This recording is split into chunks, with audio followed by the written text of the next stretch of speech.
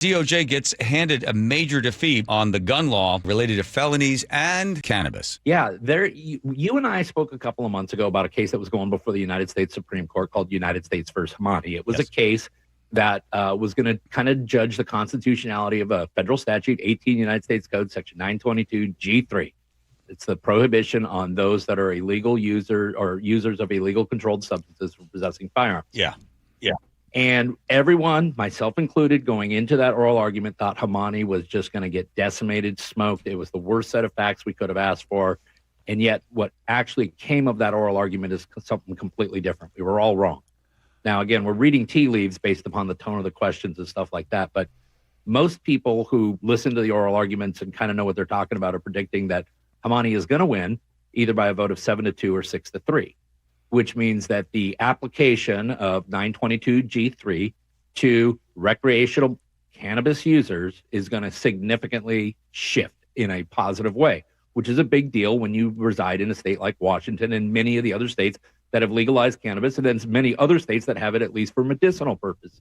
So this could be a seismic shift in the application of federal gun law to cannabis users, and I think that's a big thing. The plaintiff said that the problem. He said, "Listen, I smoke pot and I have a gun on a gun. The law said that if you smoke pot and you own a gun, you can't have that gun, and we're going to get your gun." I mean, they would never be able to enforce this, right?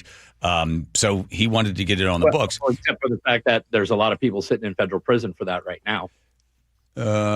For possession of a gun and marijuana. Yes, if you are found under federal law, if you are an unlawful user of controlled substances and in possession of a firearm, that is a felony under federal law.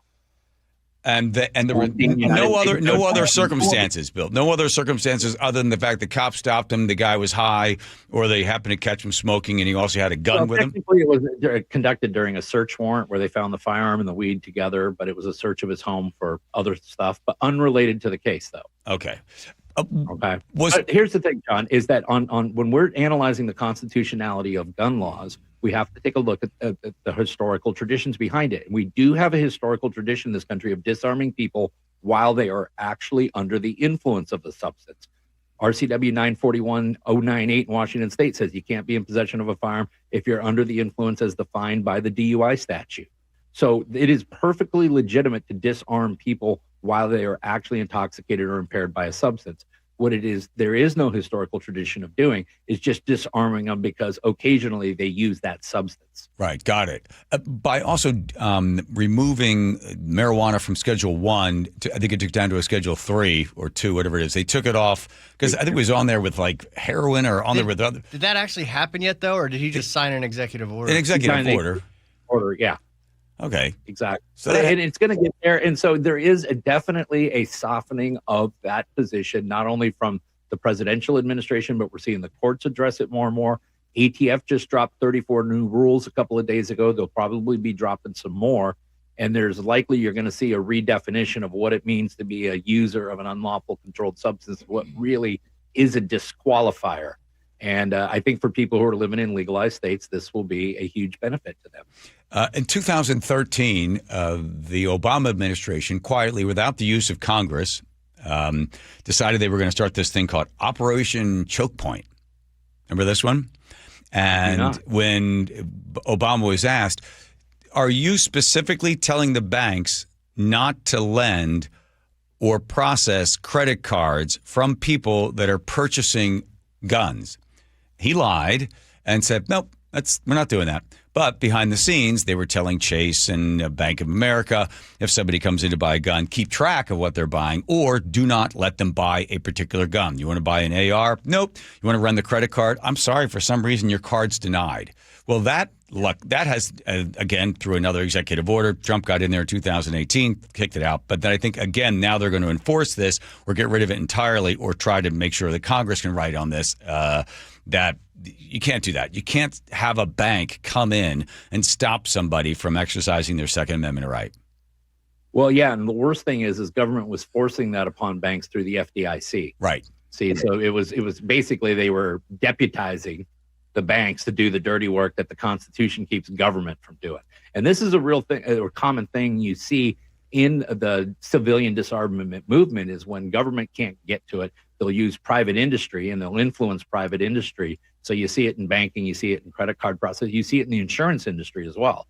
A lot of governmental influence in the insurance industry. Don't insure these people or make them have extra policies for this or that kind of stuff. What they've done to the FFL industry there between the licensing and then the insurance and all that stuff. Yeah, that's yet another way that they want to chip away at those rights. How's the ongoing battle to protect the Second Amendment going in the state of Washington, Bill? Well, right now, John, there is a case before the United States Supreme Court. It's called Gators Customs Guns versus State of Washington. It's the case that came out of Cowlitz County where we actually had stopped the magazine ban in the state for about 88 minutes, I think it was. Yes. Supreme Court ultimately upheld that law. It is on petition to the United States Supreme Court. It's coming up on, I think it's 13th or 14th conference. Actually, it was conference on today, and we will get the orders list bright and early Monday morning, 6:30 in the morning. So we'll see. There's 4 other cases that are kind of tracking the same path. And if the Supreme Court would take any one of those cases, any one of them would get taken, then yes, both Washington's magazine ban and semi-automatic rifle ban would be significantly impacted by that ruling. What are the parties? We know where Washington stands on this. What's the other party's argument? Well, the other party's argument is a distortion of the law. Or you talking about what is it for those that are challenging the law? Yeah. Yeah. Oh, the argument actually goes all the way back to a case called District of Columbia v. Heller. There you go. There you go. It says that items which are in common use for any lawful purpose cannot be banned. That's the rule of law. It's really that simple. The only historical tradition we have is banning something which is both dangerous and unusual. There's nothing unusual about the semi-automatic rifle. There's nothing unusual about a magazine that holds more than 10 rounds. Therefore, it is unconstitutional on its face. And the analysis is really that simple because you don't have to get into the history. The historical test has been done, and it's dangerous and unusual. Yeah. There it is. The Washington, D.C. Heller case was really that is the bedrock now, which almost every other case that goes before the Supreme Court, when they do hear these, they always go back to that one. That is the touchstone for them because it covered so much. Before, Supreme Court was kind of wishy-washy on some stuff, didn't want to come right out and directly affect. But when they went with Heller, it's like, okay, Heller, does it fall under Heller? It does, then it's constitutional. So it's nice to see that thing thrown out for a brief period of time. What's that? Yeah. Well, but the problem is that a lot of these courts that are really gung-ho on civilian disarmament have come up ways to get around Heller, come up with ways to get around Bruin. And this is where we've seen inactivity by the United States Supreme Court, an unwillingness to take cases and just resolve these issues once and for all. And the frustration level within the 2A community is really growing because this is about the 3rd year in a row we've been teased with these, what we call platform bans, and then the court's unwillingness to take them. So it needs to be resolved. You know, Joe threw in here, said, ask Bill Kirk from President of Washington Gun Law, ask if he has any concerns about the Second Amendment right and the permanently surveilled AI future.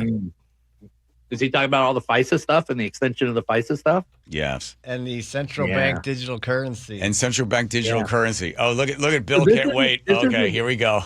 No, I will. One thing I will point out is this is an issue that actually has a tendency to cross over political lines. This is not necessarily a conservative or liberal. In fact, when you take a look at the people who are really fighting to extend this FISA for another 18 months, it is the extreme progressives and the extreme conservatives, and everyone that's kind of in the middle, I guess, how we define it nowadays. They're the ones that are saying, no, actually, we really probably should have warrants if we're going to, keep American citizens under surveillance. This is the FISA 702 rule, which was established, I think, a couple of years after the Patriot Act, and every 3 years it has to get renewed. It basically allows the government to spy on, without warrants. You go to the FISA court and you say, hey, we want to tap this person's phone, we want to be able to read their emails, whatever it is, in order to break through their privacy that they think they have.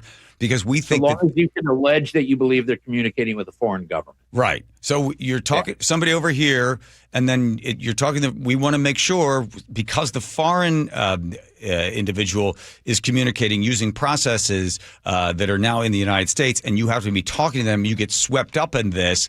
We want to know that it's okay if we happen to catch these people that are talking to these people that are overseas. That's the idea.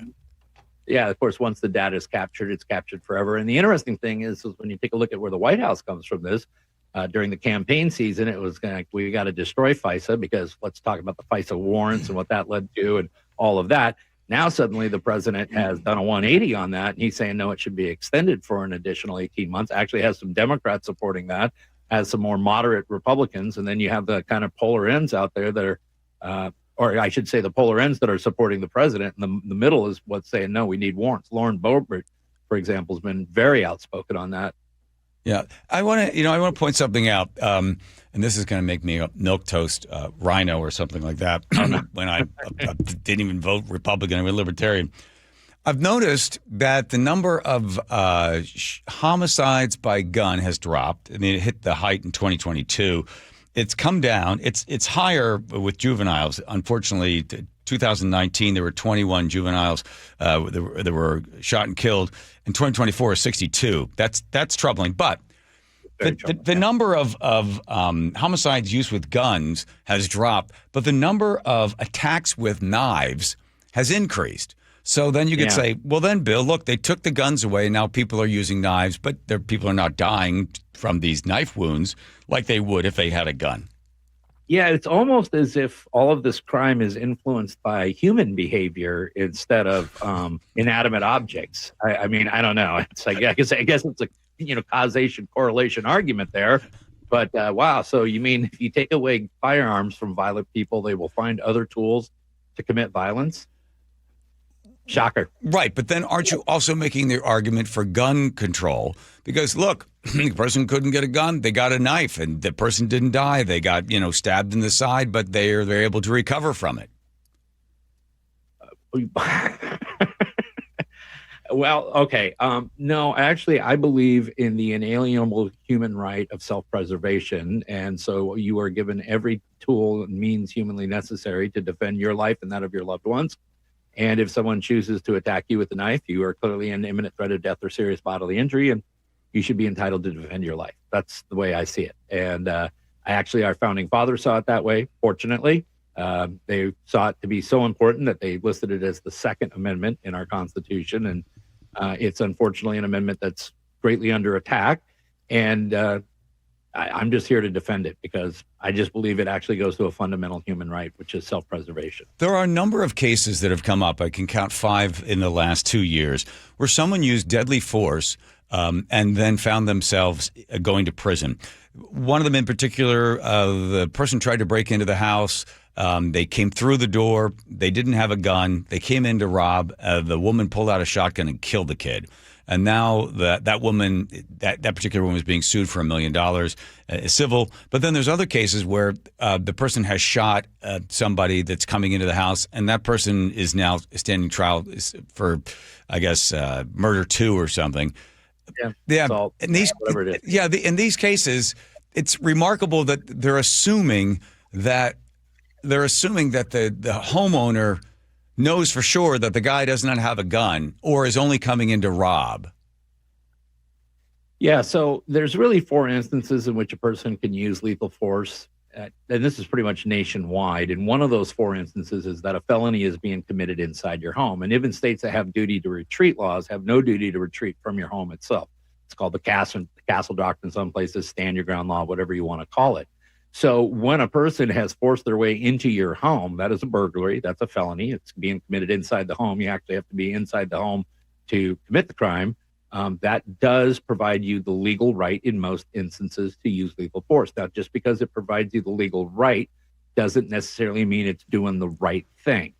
And that's the one thing when I'm teaching the law side is I do teach what you have the right to do, but you got to work with other people, firearms trainers and other tactical people, if you want to be a responsible everyday carrier, to understand what doing the right thing is as well, because sometimes they're different. And finally, how we're moving forward, I assume, on the idea that if you want to buy a handgun in a year or something in the state of Washington, you're going to have to go and get training. You're going to have to sign up. You're going to have to take classes. That's moving forward. That has not been stopped. Okay, so technically, you don't have standing to file a lawsuit until someone is actually subjected to what you believe is to be an unconstitutional law. So the lawsuits are all ready to go, but we actually have to wait for enactment date, May 1st, 2027, and then the lawsuits drop. You'll probably have emergency motions for injunctions and all of that. The state will immediately try to remove the case to Thurston County. That's what they always do. You file it in Yakima County. State moves it to Thurston. They almost always win. And that's where you were going to argue it to start with. Okay, so that one's just sitting there waiting. It's percolating at this point. It's percolating. Okay. Yes. All right. Bill, I have to say, I hope you don't have any more interviews after this, because you've been drinking cherry Kool-Aid. You have a beautiful rosy colored mouth right now and tongue. I don't know what it. It looks better up there. Yeah, you're looking at the wrong screen. Oh wow! Look how good looking he is up there. I'm telling you. Look at Bill up there compared to over there. Because that's not fair. The color on that TV's been No. awful. Man, you had me all freaked out. You had me all freaked out. I've been telling him this every day for at least 2 years. I love you. I love you. I know you put on a jacket for us and everything. All right, Bill Kirk, president of the Washington Gun Law. Always appreciate your time, especially on this Friday. Thanks. Send the billable hours over to Joe, okay? Right on it. Thanks, All right, guys. there goes. Thank you, Bill.